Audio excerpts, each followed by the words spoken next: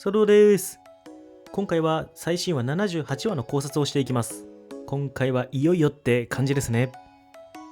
最新話ネタバレ含みますのでご注意ください。前回の77話ではカワキがナルトとヒナタを時空間へ移動させてしまったところ、78話はナルト・ヒナタのチャクラが消えた報告が鹿丸に届きます。そのことはボルトやサラダたちにも伝え、ボルトはヒナタまでやられたことに驚きます。するとボルトはいても立ってもいられず、すぐにカワキの元へ飛び出していきます。エイダは千里眼でその時のシーンを見ます。カワキはボルトをもう一度殺すつもり。サラダはもう一度って何とそこで死にます。それを知ったサラダも飛び出していきました。鹿丸は相当キレます。今のカワキの精神は相当危険な状態だから危ないと告げます。これは命令だと鹿丸に言われているのに、それでもサラダは飛び出してしまいました。ボルトはホカゲ岩を走っていると突然黒い渦に包まれるもカーマで防ぎます。犯人はカワキ。今のでお前も封印できてりゃ世話ねえんだがな。その絵はまるで1話冒頭のホカゲ岩の上の2人。何のつもりだ、父ちゃんたちをどうした。大黒天、時の止まった異空間。真術だ、心配するな、2人とも無事だ。そこにいる限り年を取ることもない、餓死することもない。ただしお前が2人に会うことはもうないがなと言い、キューブでボルトを攻撃していきます。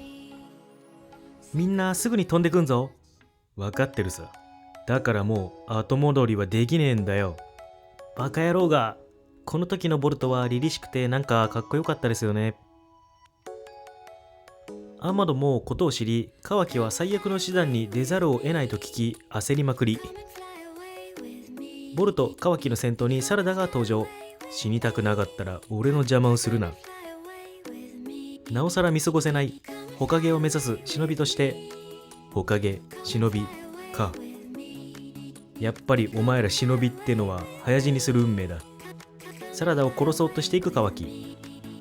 サラダをかばったボルトはカワキの攻撃で右目を潰されてしまいました。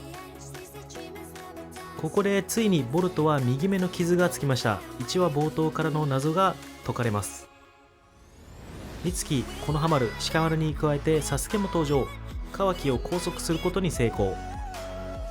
右目負傷していたボルトはここで桃式が露見し、カワキの影縛りを吸収してあげます。カワキはなぜ助けられたのか焦ります。我を殺したいんだろ、周りは敵だらけだぞ。カワキは一旦ここでその場から姿を消します。同時に桃式も意識を戻します。ボルトも意識が戻り、美月はボルトの姿を見てめちゃくちゃカワキにキレてます。ここで桃式がボルトに告げます。失ったな小僧、青き瞳を。ここは手始めに過ぎん。ここからお前は全てを失う。終わりはすでに始まっている。ここで78話終了です。前回考察と同じ流れになりましたね。ここからどうやってカワキは忍びに絶望するのか。そしてついに1話冒頭の右目の傷がつきましたね。まずは右目は失明している状態です。1話もそうですが、カーマを使った時だけ右目は開き、瞳は出てくるようになっています。そもそも青き瞳はいずれ全てを奪い去ると言いながら、青き瞳を失ったなぁと対象。そしてボルトが右目を失った直後、桃式は今までよりもボルトの体を瞬時に使った。しかもカワキを今回助けていることからも桃式にメリットがあることになる。単純に言うと、カワキが狙ってくれることにより桃式はボルトを掌握しやすくなる。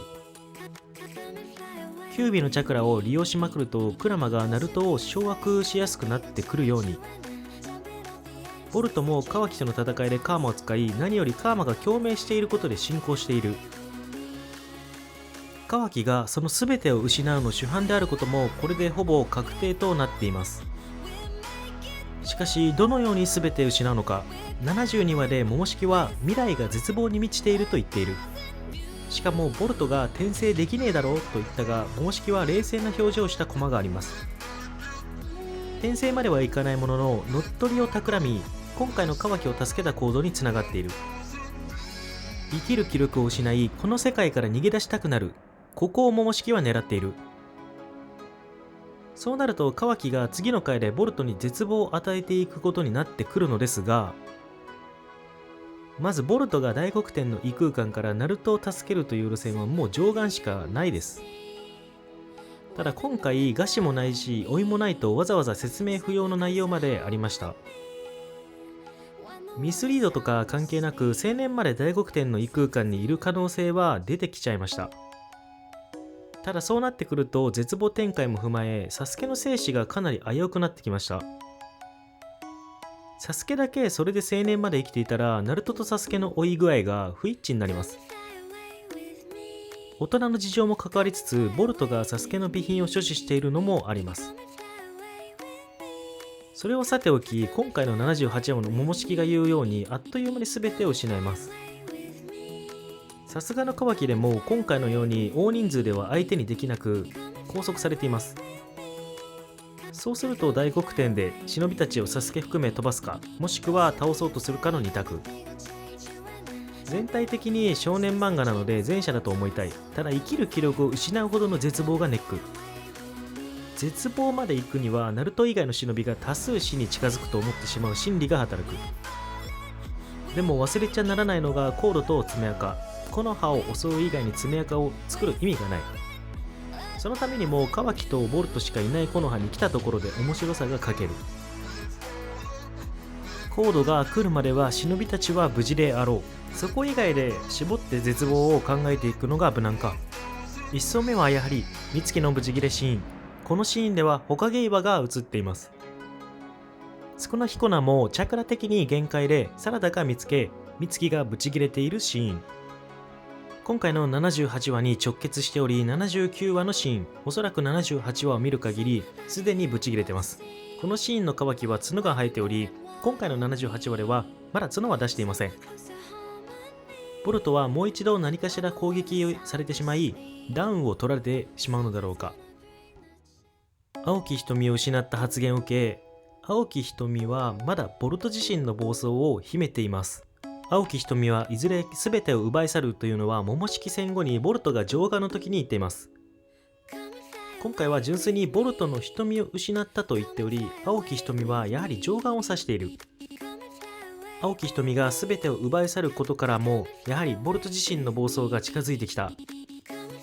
先ほども言ったように生きる気力を失う絶望は忍びたちの死に近いようなもの。それはないのでボルト自身が青木瞳が開花し暴れてしまい絶望するのは筋が通る。そして桃式がボルトの精神を乗っ取りボルトが片隅に追いやられるのは不可避。読者側も絶望に導かれたところでトネリとか浄化に関わるイベントでボルトが救われる。今の段階ではボルト自身が絶望へ導くことをするに偏ってしまっているのはあります。そもそもカワキが大暴れしたりコードが来たりで絶望するのは桃式は理解できる。桃式すらなぜ起こるかわからないこと、ボルトかカワキが異常発生することだから。あとこのおっさんはカワキを使って別の大筒木を復活させようとしていることを忘れずに。あとコードと爪垢との戦闘もあって家臣孤児とナルトの接触もあるし多い。最後余談であり願望ですがボルトの絶望とカワキの忍び嫌い両軸を増大する方法。ボルトが大筒木の力で暴走し最悪肉親に手をかけるか忍びにかけてしまう。それでボルトは絶望しカワキはやはり忍びは大筒木に屈する生き物と再確認する。ご視聴ありがとうございました。次回もよろしくお願いします。チャンネル登録、みんなの感想、コメント、考察コメントぜひお待ちしております。